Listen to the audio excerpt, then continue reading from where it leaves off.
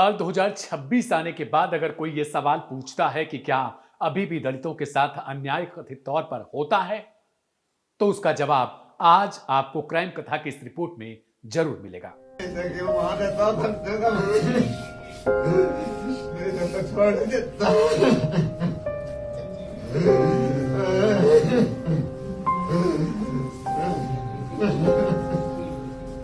यह कहानी न सिर्फ डरावनी है, खौफनाक है, बल्कि यूपी की पुलिस व्यवस्था पर भी बड़े सवाल खड़े करेगी।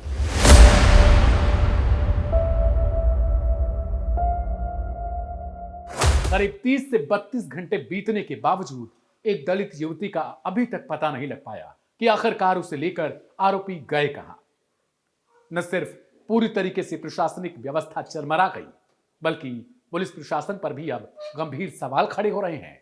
इस रिपोर्ट में जानेंगे इस पूरी कहानी को, लेकिन उससे पहले ये तस्वीरें देखिए जो यूपी के मेरठ के सरधना थाना क्षेत्र की है।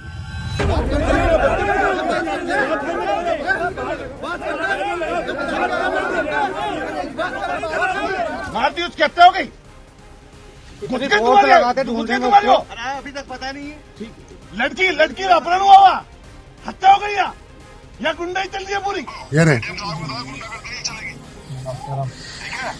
सरकारें तो आती जाती रहती हैं, इतने दबाव में काम मत करिए आप लोग, ऐसे काम नहीं चलेगा। यूपी का मेरठ आज पूरे दिन सुलगता रहा। बुधवार की सुबह सुबह एक ऐसा कांड हुआ था जिसके बाद जो परिवार है वो न्याय की गुहार लगा रहा है, तो उसके साथ आने के लिए अब यूपी की कई राजनीतिक पार्टियां खड़ी हो चुकी हैं और दूसरी तरफ है सत्ता बीजेपी की। बुधवार की सुबह करीब 8 बजे का एक मामला बताया जा रहा है यूपी के मेरठ के सरधना थाना क्षेत्र स्थित कपसाड़ा गांव की। यूपी, बिहार, हरियाणा या फिर राजस्थान, आपने इनमें प्रायः यह देखा होगा कि सुबह लोग निकलते हैं इस मौसम में गन्ने के लिए, या तो उनकी छिलाई करने के लिए या फिर उनको काटने या उन्हें वापस ढोकर अपने घर तक लाने के लिए, या फिर जिनके लिए वो काम कर रहे हैं उनके मकान तक पहुंचाने के लिए। कुछ यही कहानी सुनीता और रूबी की है। सुनीता की उम्र करीब 40 से 45 साल के आसपास थी, वहीं उनकी बेटी की उम्र 20 साल के आसपास बताई जा रही है। सुनीता अपनी बेटी रूबी को लेकर प्रायः रोज की तरह एक फावड़ा हाथ में लिए हुए गन्ना काटने के लिए जा रही थी। रास्ते में ही कथित तौर पर उनकी मुलाकात होती है कुछ आरोपियों से। आरोपियों में पारस सोम, सुनील, इन सबको बताया जा रहा है कि ये राजपूत समाज से आते हैं। इन सबकी जैसे ही मुलाकात होती है, अभद्र भाषाओं का उपयोग होता है और उसके बाद दोनों युवतियां इसका विरोध दर्ज कराती हैं। लेकिन कुछ समय में ही ये घटनाक्रम कुछ यूं बदल जाता है कि वहां पर 20 साल की रूबी का कोई अता पता नहीं चलता और कुछ ही समय बाद उनकी मां सुनीता लहूलुहान अवस्था में वहीं पर पड़ी हुई है। आरोप है कि जो फावड़ा ये लोग लेकर जा रहे थे, वही फावड़ा इन आरोपियों ने सुनीता पर चला दिया।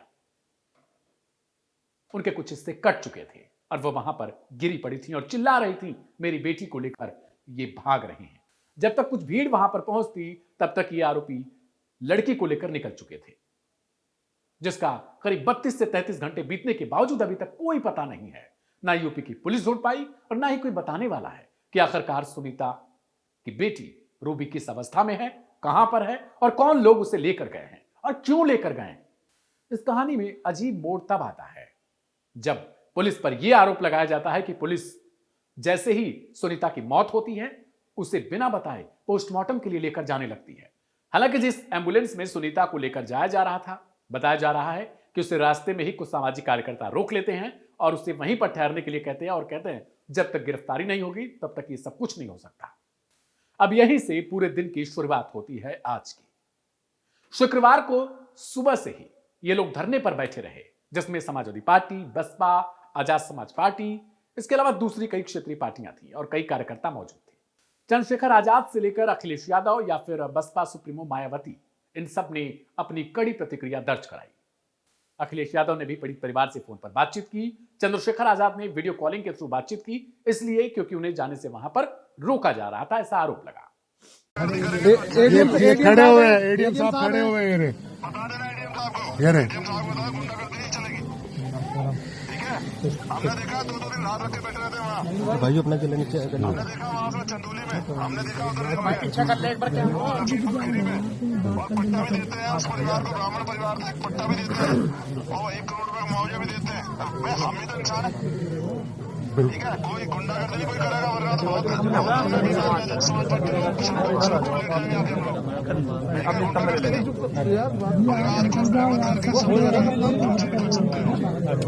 परिवार की जो भी परिवार की सहमति होगी, तभी परिवार के साथ सब लोग खड़े हुए हैं यहाँ पर, ठीक है ना। और जितने लिखित में कोई चीजें नहीं होगी भैया, इतने ये लोग कुछ नहीं करेंगे, ठीक है। सारी शासन से भी कहो परिवार को सहमत करे, ठीक है। लिखित में कराते हैं, सम्मान पूर्वक होगा। माँ है हमारी, बिल्कुल माँ है। ये ध्यान रखे प्रशासन, माँ है हमारी। सारे पुलिस के लोग, एडमिनिस्ट्रेशन लोग ध्यान रखे, माँ है हमारी। उसने जन्म नहीं दिया भले, लेकिन माँ है हमारी, बिल्कुल ठीक है। एक हाथ रास्ता वो देख चुके, दोबारा नहीं करने देंगे किसी को, जला दे उठा के। और गुंडागर्दी करने में तो करके देख ले, बिल्कुल राजनीति पीछे, पहले माँ के सम्मान की रक्षा करेंगे, बिल्कुल ठीक है। बिल्कुल ठीक है भैया, ठीक है। जय भीम, जय भीम, जय भीम।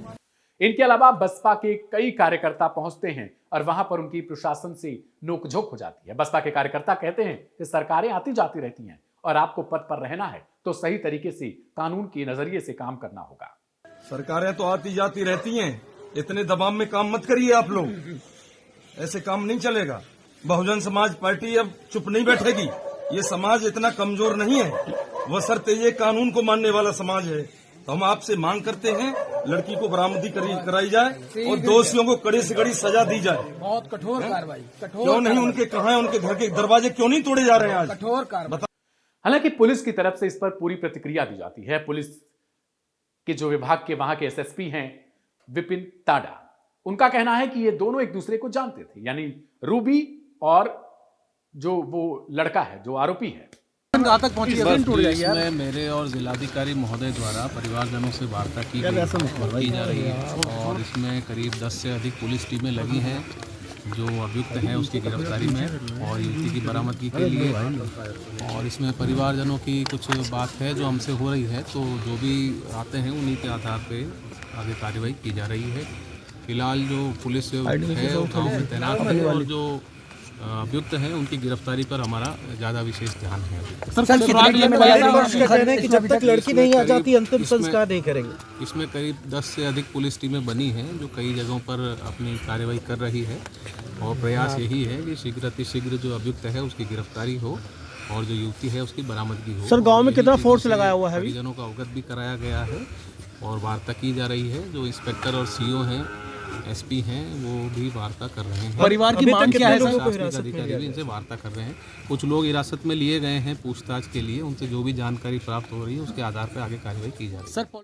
सबसे बड़ा सवाल ये खड़ा होता है कि अब जब ये कहा जाता है कि क्या आज के समय में भी दलितों के साथ कोई अन्याय होता है, तब सवाल ये उठता है कि यूपी के मेरठ में आखिर रूबी जैसी लड़कियों का अपहरण दिन दहाड़े कैसे हो सकता है?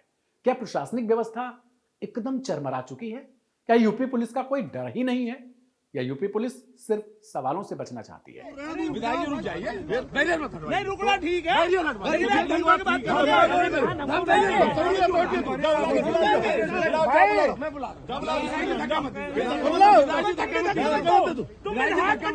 सोशल मीडिया पर अब युवती रूबी और इसके अलावा आरोपी को लेकर कई तरीके के दावे किए जा रहे हैं। कुछ लोग कह रहे हैं कि ये एक दूसरे को पहले से जानते थे। अगर पहले से जानते भी थे तो क्या इस तरीके से किडनैप कर ले जाना या इस तरीके से किसी की हत्या कर देना दिन दहाड़े और उसकी बेटी को उठा ले जाना यह जायज होता है? और अभी तक उनके बारे में कोई सुराग न मिलना। घर वालों को चिंता है, यानी लड़की के भाई को चिंता है कि कहीं उसकी बहन के साथ कोई आपत्तिजनक घटना न घट जाए, कोई उसके साथ ऐसी घटना न हो जाए, कोई अनहोनी न हो जाए जिसे वो बाद में संभाल न सके। ये किसी के घर वालों के साथ भी हो सकता है। हम हो, आप हो, किसी के घर से भी अगर इस तरीके से किसी बेटी को, बहन को उठा कर ले जाया जाएगा तो फिर सोचिए आप पर क्या गुजरेगी। ये न किसी समाज, न किसी जाति, न किसी धर्म से, न किसी मजहब के नजरिए से देखना चाहिए, बल्कि इस नजरिए से देखना चाहिए कि जो अपराधी होते हैं वो अपराधी के तौर पर ही देखे जाना चाहिए। मेरठ में बुधवार से शुरू हुए इस घटनाक्रम में अभी तक कोई भी ऐसा काम नहीं हो पाया जिससे परिवार संतुष्ट हो या फिर राजनीतिक दल के नेता। देर शाम तक ये खबर आई कि परिवार वालों को समझाया बुझाया गया ताकि सुनीता का अंतिम संस्कार किसी तरीके से कराया जाए, क्योंकि सभी लोग धरने पर बैठे थे। पुलिस को 48 घंटे का अल्टीमेटम दिया गया था और यह अल्टीमेटम किसी और ने नहीं बल्कि समाजवादी पार्टी के नेता अतुल प्रधान की तरफ से दिया गया। उन्होंने कहा कि 48 घंटे के बावजूद अगर पुलिस खाली हाथ आती है तो फिर बड़े स्तर पर आंदोलन किया जाएगा। हालांकि पुलिस की तरफ से लगातार पसीने छूटते रहे। वे लोग इसी कोशिश में रहे कि किसी तरीके से शव का अंतिम संस्कार कराया जा सके। लाइव हिंदुस्तान की एक रिपोर्ट के मुताबिक पीड़ित परिवार को 10 लाख रुपए का चेक दिया गया। इसके अलावा शस्त्र लाइसेंस के लिए हामी भरी गई। इसके अलावा एक संविदा कर्मी स्तर पर नौकरी की भी बात कही गई है। हालांकि कुछ रिपोर्ट्स में यह दावा भी किया जा रहा है कि पीड़ित परिवार अभी भी नाखुश है। भला कोई खुश कैसे हो सकता है जब तक उसकी बेटी मिल न जाए, जब तक उस मृत सुनीता को शांति न मिल जाए। पीड़ित परिवार वालों ने न सिर्फ अपने एक परिजन को खो दिया है, इसके अलावा उनकी अभी भी एक बेटी लापता है। सवाल यह है कि क्या यूपी में अब पुलिस व्यवस्था से सबका भरोसा उठता जा रहा है और इसके लिए क्या योगी सरकार कोई कड़ा रास्ता अपनाए, कोई तरीका अपनाए जिससे ये अपराध जिनकी संख्या कंटिन्यू लगातार बढ़ती जा रही है उन पर रोक लगाया जा सके। लोग सवाल पूछ रहे हैं कि क्या बुलडोजर चलेगा इस व्यक्ति पर। सवाल जाति के आधार पर भी पूछे जा रहे हैं, लेकिन मेरा फिर एक बार से आप सबसे अनुरोध है कि ना जाति, ना धर्म, ना कोई मजहब, जो अपराधी है उसे अपराधी के नजरिए से ही देखा जाना चाहिए। मेरा नाम है दिव्यांशु सिंह। मिलेंगे सोमवार को एक नई एपिसोड, नई कहानी के साथ। तब तक के लिए आप सभी को शुभ रात्रि, नमस्ते, शुक्रिया।